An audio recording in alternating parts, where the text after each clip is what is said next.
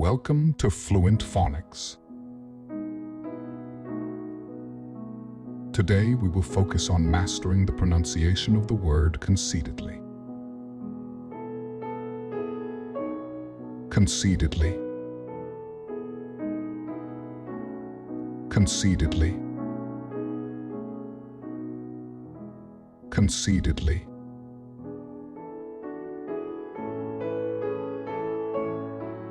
Here's an example of how one might use it in a sentence. Concededly, the team played better in the second half of the game.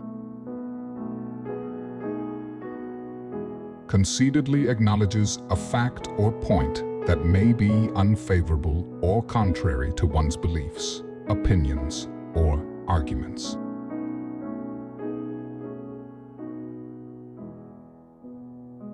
Thank you for your time.